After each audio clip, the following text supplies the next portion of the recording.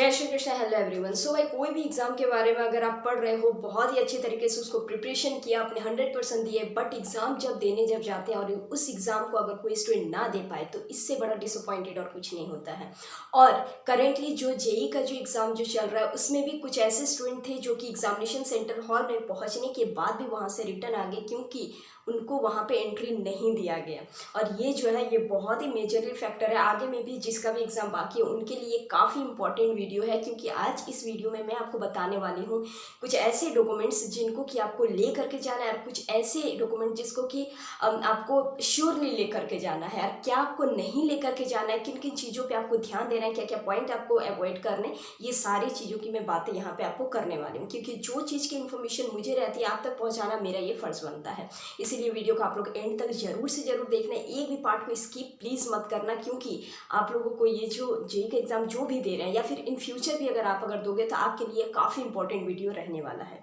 इसीलिए इस वीडियो को ज़्यादा ज़्यादा शेयर भी कर देना, ठीक है। और अगर चैनल में नए आए हो तो आपको सब्सक्राइब भी करके जाना है, क्योंकि आपको यहाँ पे सीबीएसई से रिलेटेड सारे अपडेट्स मिलते हैं, साथ ही साथ 10th क्लास के भी सारे यहाँ पे हम लोग दे ही रहे हैं अभी जितने हो सके, ठीक है। उसके साथ साथ अगर कम्पिटिटिव एग्जाम का भी जो भी अपडेट आएगा हम लोग आपको देंगे, इसीलिए बहुत ही हेल्पफुल रहने वाला है आपका। तो आपको सब्सक्राइब कर लेना, वीडियो को एंड तक देखना, बहुत इंफॉर्मेटिव है।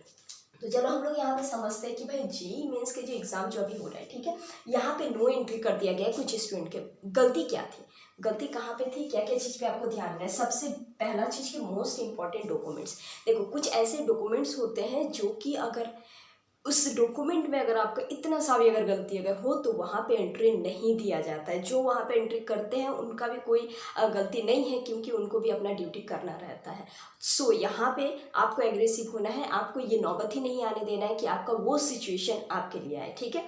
सो आपको यहाँ पे देखो करना है क्या है। सबसे यहाँ पे मैं यहाँ पे 5 चीज़ें आपको बताने वाली हूँ जिसको कि हम लोग बारीकी तरीके से अच्छे से समझेंगे। हम लोग यहाँ पे समझेंगे कि मोस्ट इंपॉर्टेंट डॉक्यूमेंट आपको क्या लेना है, क्या आपको ले करके जाना है, what to carry and what not to carry, ठीक है। और आपका ड्रेस कोड भी यहाँ पे काफ़ी इंपॉर्टेंट रहने वाला है, इस चीज़ों को भी ध्यान में रखते हुए करना है, ठीक है। सो सबसे पहले हम लोग समझते हैं यहाँ पे एडमिट कार्ड। देखो एडमिट कार्ड आप जो ले करके जा रहे हो, मैं आपको कहूँगी कि उससे आप थोड़े 1-2 ज़्यादा ही ले करके जाना है अपने पैनिक सिचुएशन को कंट्रोल करने के लिए, ठीक है। खास करके जो बिगिनर्स है उनके लिए भी काफ़ी हेल्पफुल रहने वाला है।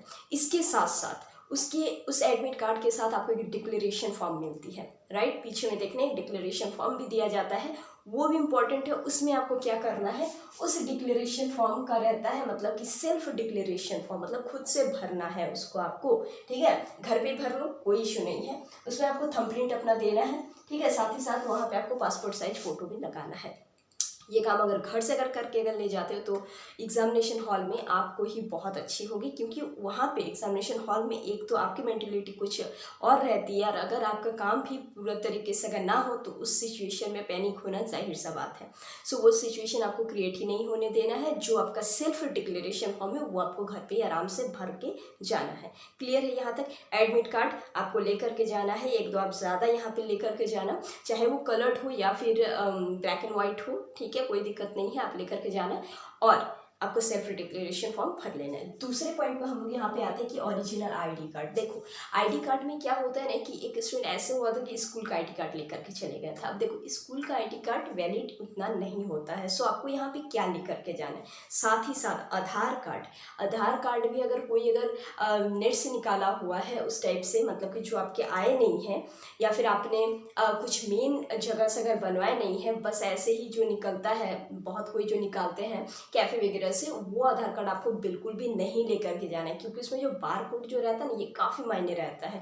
और वही बार कोड से पहचान होता है कि वो ओरिजिनल है या फिर डुप्लीकेट है, क्योंकि उस आधार कार्ड को तो आपको लग रहा है कि वो आधार कार्ड है, बट वो करेक्ट है या नहीं है, मतलब कि सही तरीके से वो ओरिजिनल है कि नहीं है, ये चीज़ उन लोग जान लेते हैं, ठीक है। सो आपको यहाँ पे क्या करना है भाई, आपको यहाँ पे क्या करना है, आपको यहाँ पे 3 वोट आपको लेना है आईडी कार्ड। कोई भी आप एक लेकर के जाना जो एकदम ओरिजिनल, ठीक है।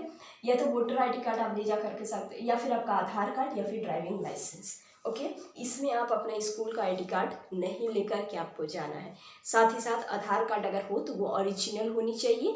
ये तीनों में से कोई भी वोटर आईडी कार्ड हो उसमें भी कोई गलती नहीं होनी चाहिए, वो ओरिजिनल होनी चाहिए। या फिर ड्राइविंग लाइसेंस भी है तो भी चलेगा, कोई भी आपको आईडी कार्ड ले लेना है एक, ठीक है। और अगर आपको कन्फ्यूजन है कोई अपने आईडी कार्ड में तो आप 2-3 ले लेना, 2 ले लेना, प्रीफर करते हैं, अच्छा रहेगा आपके लिए, ठीक है। चलो तीसरे में हम लोग यहाँ पे आते हैं। तीसरा क्या है, पासपोर्ट साइज फ़ोटो। काफ़ी इंपॉर्टेंट है पासपोर्ट साइज फ़ोटो। देखो अब फ़ोटो जो क्या है कि ये कौन से फ़ोटो लेकर के जाना, आप जो मन सो फ़ोटो आपको बिल्कुल भी नहीं लेकर के जाने। जिस टाइम में आपने फॉर्म भरा था, जिस टाइम में आपने रजिस्ट्रेशन करे थे, उस टाइम पे रजिस्ट्रेशन के टाइम पे जिस फ़ोटो को आपने दिया था वहाँ पे उसी फ़ोटो को आपको 3 से 4 कॉपी लेकर के जाना है। क्यों भाई, क्योंकि ये फ़ोटो आपको वहाँ पे काम आने वाली है। किस टाइम पे, जब वहाँ पे अटेंडेंस सीट में जब आपका अटेंडेंस होगा वहाँ पे आपका फ़ोटो का अनिवार्य रहेगा, ठीक है। सो यहाँ पे आपको क्या करना है, अपने फ़ोटो कॉपी लेकर के जाना है। कौन सा फ़ोटो कॉपी, जो फ़ोटो कॉपी आपके रजिस्ट्रेशन के टाइम में आपने लगाए थे। यहाँ तक क्लियर है। फोर्थ में ये बहुत इंपॉर्टेंट है PWD कैंडिडेट वालों के लिए, ठीक है। PWD जिन्होंने भरे हुए थे, जो कैंडिडेट PWD से बिलोंग्स करते हैं उनको PWD के सर्टिफिकेट ले जाना इम्पॉर्टेंट है। और कोई भी सर्टिफिकेट नहीं, आप PWD के सर्टिफिकेट, ऐसे सर्टिफिकेट लेकर के जाना जो कि वैलिड सर्टिफाइड हो। किससे, फ्रॉम गवर्नमेंट अथॉरिटी से, ठीक है। गवर्नमेंट अथॉरिटी से वो वेरीफाइड हो, ठीक है। वो ऐसे सर्टिफिकेट होना चाहिए जो कि वैलिड हो PWD के, वैसे सर्टिफिकेट आप लेकर के जाना। क्लियर है यहाँ तक। चलो फिफ्थ में हम लोग आते हैं जो कि इम्पॉर्टेंट है, ये भी हमारे ड्रेस कोड जिसको आपको ध्यान देना है। खैर सबसे पहले हम लोग समझते हैं यहाँ पे शूज़ के बारे में। तो बहुत कोई शूज़ इतने मोटे मोटे जो सोल के जो पहनते हैं वो बिल्कुल भी नहीं पहना भाई, अवॉइड करना उसको। काफ़ी थिन सोल के आप लेकर के जाना, पहन के जाना बहुत अच्छे से, कंफर्टेबल वे से, ठीक है। और बहुत अगर कोई गर्ल्स हैं, फ़िलहाल अभी तो स्वेटर और नहीं अभी पहनना है। बाकी स्वेटर में जो बड़े बड़े जो बटन्स जो लगते हैं, या फिर टॉप वगैरह आप अगर कैरी अगर कर रहे हो उसमें अगर बटन्स वगैरह अगर है या फिर वो मेटल के अगर है तो उस टॉप को आप अवॉइड करना, वैसे पहन के नहीं जाना, ठीक है। साथ ही साथ देख लो, अगर आपको बॉटल अगर लेकर के जाना है तब ट्रांसपेरेंट बॉटल लेकर के जाना, जिसके आर पार दिखे उसको हम लोग ट्रांसपेरेंट कहते हैं, वैसे बॉटल आपको कैरी करना है।